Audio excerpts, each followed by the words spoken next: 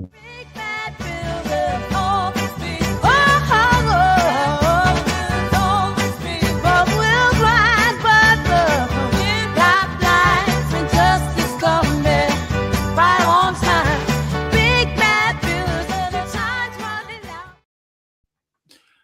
Willkommen, bienvenue, welcome once again to another Cladding Matters. With me, of course, as a stalwart of the channel, Hamish McClay, and of course, Steve Day, who has been fundamental in bringing to the public attention, more recently, the public attention on the BBC, matters of extreme importance to do with cladding and, of course, RAC, the Royal Artillery Quays, where he resides. And of course, today we also are graced by Zara Olibokas, a lady who's only too painfully aware of all of this, having worked very closely with it. And of course, our dear friend Silas J. Lees of WikiWham, someone who is a social commentator on such items, as well as being a prime mover.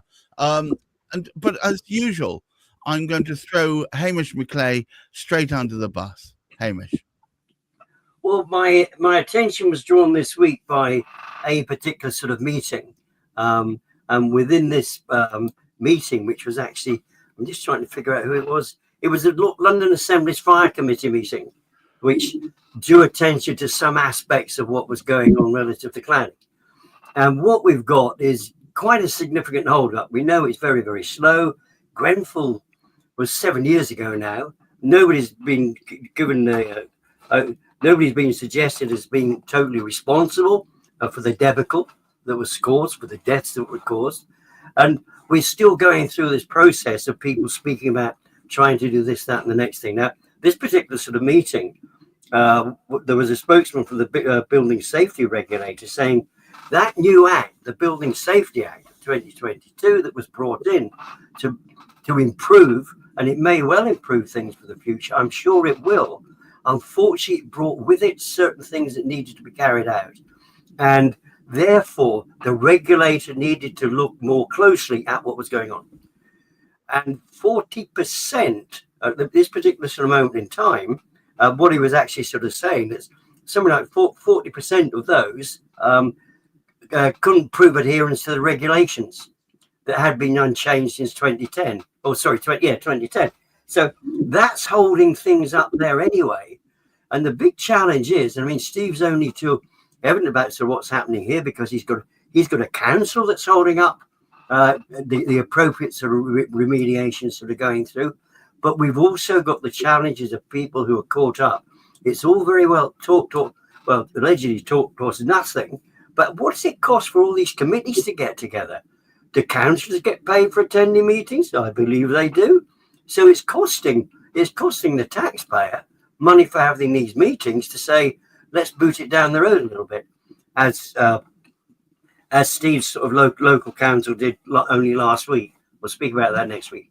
But I think this is important because there are still people that are seriously challenged in the situation which has been brought about by this debacle created by the builders over time, not to make sure that they're living in a safe environment because of the cladding.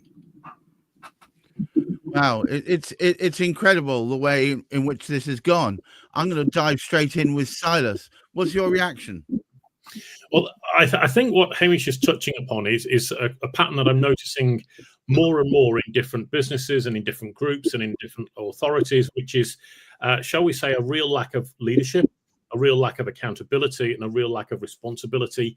And so we have this death by committee approach where everybody has to get together, they have to discuss it, and then they meet again a few weeks or a few months later and talk about the same thing over and over again. And nobody's making clear decisions or being accountable for clear decisions that need to be made in order to solve some of these big headaches. And like him or not, with what we're seeing over in the States with Mr. Trump and his real approach to leadership of, I'm going to do this, and to be damned with the consequences. At least something is happening, rather than just sitting on the sidelines kicking things around and just hoping that somebody will step up and take the accountability. I think it's very wrong. a cynic might say taking action that's 180 degrees opposed to the direction you want to go in is far worse than taking no action. Having said that, it seems that we got the two extremes, haven't we? We got lots of people talking about taking action and kicking the can down the road, and other people taking action but pointing in the wrong direction. Steve, news from the front. Well, yeah, there is a very, very good account, which I'm saving till next week, on the council motion. You can see it in Greenwich Wire if you want to have a sneak peek of just how the council is trying to stop our fight for justice at Royal Artillery Quays. But we'll save that for next week. So talking about the Building Safety Regulator, what's very interesting is this week the Public Accounts Committee produced some written evidence from various factions, including the buildingsafetyscheme.org. So if you want to see our written evidence to the Public Accounts Committee, you can read it. But basically, what was very interesting from the National Fire Chiefs Council this week was they say PAS 9980 assessments, that's the watered down standard that doesn't comply to rigs, that overlook combustible materials and unjustifiably support their retention. These assessments are meant to inform fire risk assessments, are often treated as the primary justification for retaining the material. But the lack of evidence is causing delays in the remediation.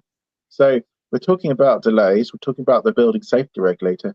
If you put in a remediation plan and you want to force combustible material, which is usually highly Class E, Euro Class E combustible material, which is highly dangerous potentially.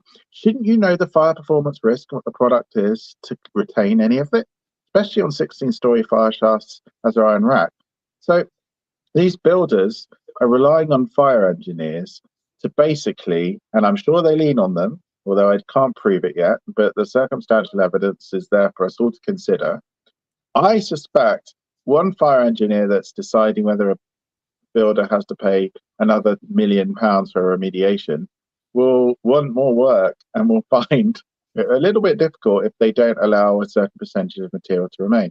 Well, this is a big problem, and the Building Safety Regulator is in the firing line because, you know, if there's a lack of evidence, why should the Building Safety Regulator say, well, PAS 9980 is a risk-based approach, I'm not signing it off without knowing the risks? And that's where this big debate has taken us in the building safety, and we're pushing that forward in the debate, and you'll see a question in the Lords coming in on this.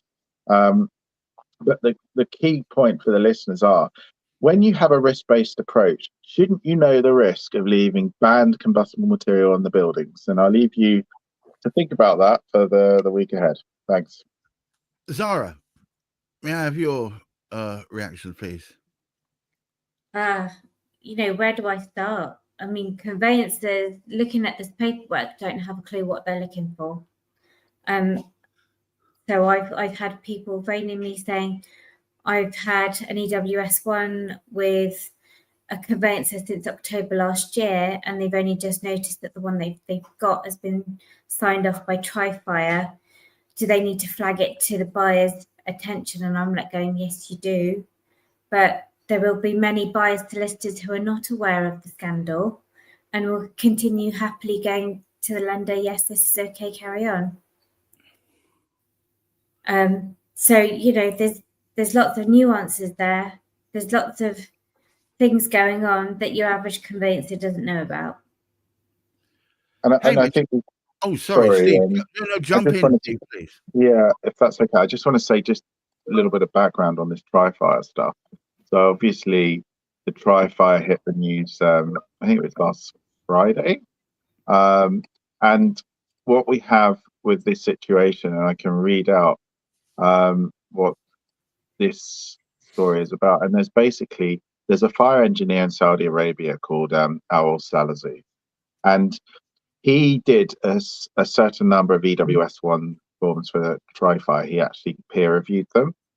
But what happened was he noticed that his electronic signature wasn't included on a number of other Trifire forms despite referencing him. And he then said, well, I haven't signed off or peer reviewed these forms that I'm claimed to have done, and here's the proof. This is one that I have done with the electronic digital asymmetric encrypted signature, and here's the one without it. And I'm saying this is fraud. So obviously that's not proved yet. So it's an alleged fraud, and we're not making any assumptions. But the circumstantial evidence and the claim would suggest this needs to be taken very seriously for investigation. And he's been struck off, suspended, although allowed to work, by the IRFE, which is his trade body. But the problem is, HSBC, NatWest, and a few other lenders have said, well, we don't trust that these forms are being done properly by Trifire and also Adam Kiziak. So the people that have got these forms are finding they're now having to get new forms done. Who's going to pay for that? Should Trifire pay for it? I think so. Will they? Probably not. Stupid question. So this guy spotted that his signature, he's spotted. So he's been struck off for spotting mistakes not made by him, though. No, he hasn't been struck off. He's practicing in Saudi Arabia. Good. But he's alleged that Trifire had used his name. And on the BBC News, national news, last Friday, they showed the difference between an EWS one with his electronic signature and an EWS one without. And he's claiming the ones without were not done with his permission. So people are all around the country with these invalid forms by Trifire are in serious trouble and need to get EWS ones done again. And those can be about 100 grand. So let's not just, say it's a small amount of money. It's a lot of money. Has anybody summed up the size of the problem in as much as how many of them there are out there? No clue at all. And that's the other point I want to bring up. There is no central UK-wide register for EWS1 forms and PAS 9980 forms. Now, because these are so important, because they basically say this is a safety level building, why on earth is there not a central register so we can easily find this information? Yeah, I think we know the answer to that. Just they sounds want like to hide a childishly simple thing to fix, doesn't it? Yeah. Anyway, there's the background for your listeners. God, Silas, it sounds to me like these are kindergarten errors. Well, I think you're perhaps being very polite there, Gareth. I think from what I'm hearing, if I'm understanding all of what Steve's saying correctly here, is that there's probably a more pertinent reason why everything is taking so long and dragging out as long as it is, because they don't want people looking and examining these things in closer detail, because there seems to be a trail of alleged fraud or a trail of corruption or a trail of gross incompetence. Right.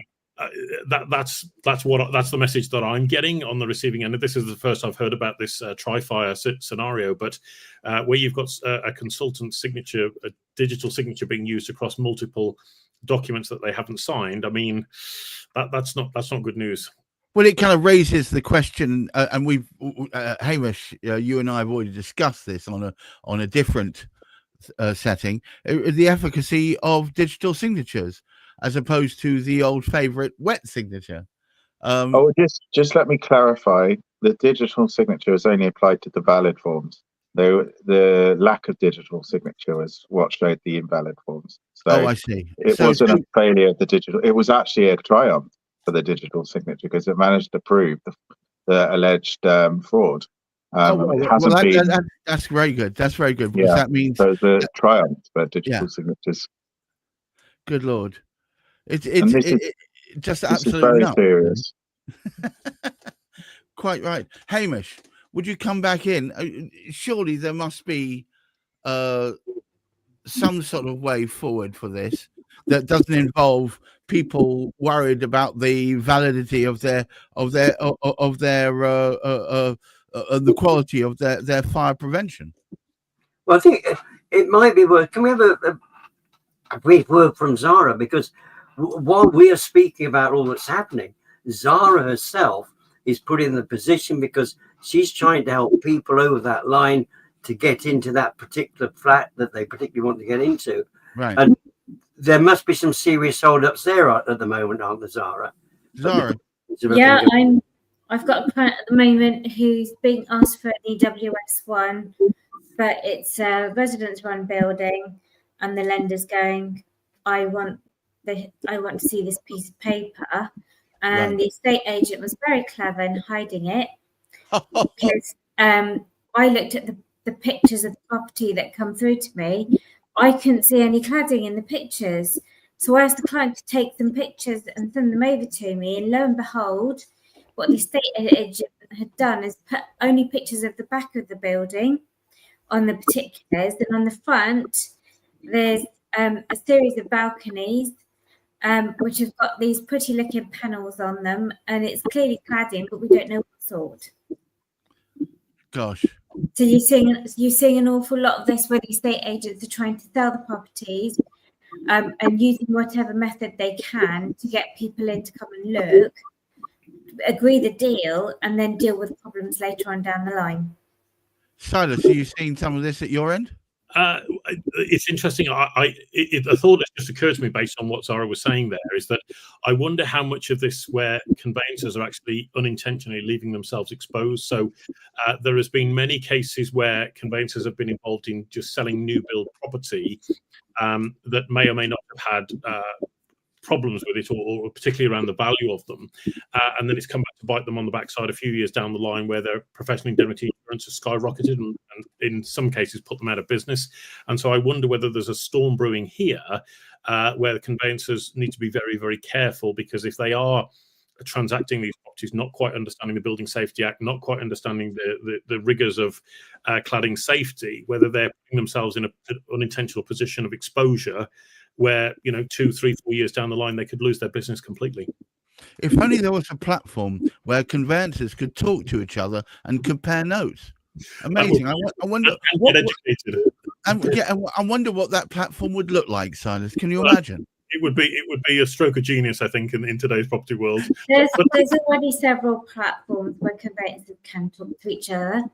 The issue is that a number of them are taken over by vested interests who are only the sole interest is then telling us technology is the answer to our problems, and technology is not the answer to our problems. Well, it's just it's humans not lying to each other, I guess. Yeah, I mean, I had an interesting conversation with a building reg surveyor who's a crossover with a fire, and he's got the fire engineer qualifications as well, and he's saying there's no collaboration in the construction industry. The crossover at design and build stage, there's none of that. The areas that I deal with, which is the housing association ones, he's saying that the housing association should be having somebody independent, especially if they're buying at golden brick level, ensuring that the construction is being done to standard. But typically they don't have the money to do this. Typically they don't get surveys done. Typically they don't get snagging surveys done. So there's lots and lots of issues at that end, and all they're doing is taking it off the developers going woohoo, and the bill's being passed on to whoever buys that at the end of the day. Wow.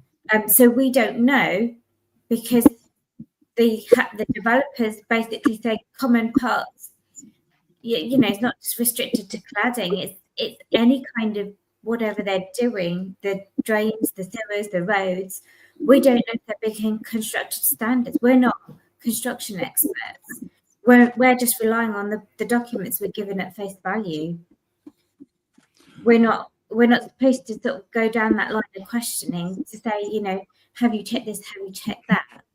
We're given a piece of paper to say, yes, the building regs have been signed off and they're safe. What are we supposed to do?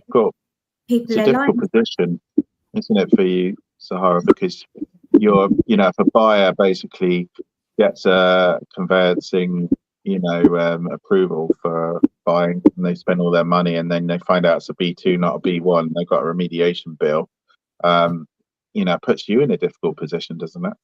I mean, I've had developers put in the contract that should any cladding be found on the building, the buyer will pay for it into the build contract. And I've said to the client, walk away.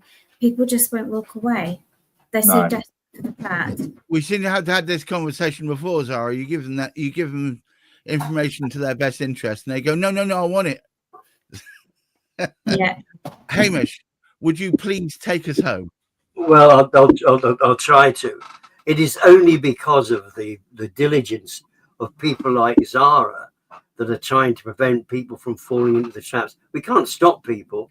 They're going to follow this advice. Unfortunately, proportionally, we have lost the best and the most experienced, in many cases, of solicitors. They have been leaving, as a consequence of which we've got more and more situation conveyancing processes going through what we actually sort of call, whether they call them corporate or factory, it doesn't really matter which way. They don't have the time to give the full instruction investigation that is really required. Zara is aware of it. It takes her a good while. These other people don't have, they are not taking the time. They are not taking the time to do it. And therefore, there's a lot more that is going to be uncovered, sad to say. But hopefully what we can do is keep making people aware of what it is costing. I'll just finish it off by saying there was one particular scenario which actually sort of came up this week, and it's Nicholson, one of the big builders. Their earnings before tax fell by 722% after remediation charge hits. And they were actually, their performance level, 69% of their buildings were considered to be. Now, in this reparation work, which they've actually sort of done so far, how safe is that? Well, on that bombshell, before I go anywhere, I'm going to draw attention to a couple of messages we had from Christine, who says, would this sort of thing have to be included in the new material information requirements? Would that help? Any thoughts? My opinion is that material information is a bit like a dating app. So you can put all the pretty pictures and whatever you want on there if you think it will help, but the process, you still need the lawyers to go through the process and raise the inquiries. So it's kind of like that inquiries period is getting to know your property. So don't try and rush this through. You know, put all the information as you want out there as much as you can, but you know, Joe Bloggs off the street isn't going to know what they're looking for, which is why they need to speak to a conveyancer, instruct their conveyancer to understand what is being presented to them. Christine's followed up with, this is why collaboration is required beyond just conveyancers, while the entire industry needs to come together to educate on issues across the board. We're all with you on that one, Christine. Let me thank our incredible attendees. Of course, Hamish McClay, the brainchild of this, Silas J. Lees, of course, Steve Day of Building Safety Scheme.org, and dear Zara Olibokas of Next Law. And from myself, thank you very much for attending. We're going to get even more deep and dirty talking about all these sort of topics. Remember, this is a discussion forum. None of these are anybody else's opinions but our own. Until next time, I wish you a great weekend, a wonderful, comforting meetings with family and friends, and try and stay on top of that mental health. Bye-bye now. There's a tale about some folks with hammers and some nails. They'll polish you the moon, but they would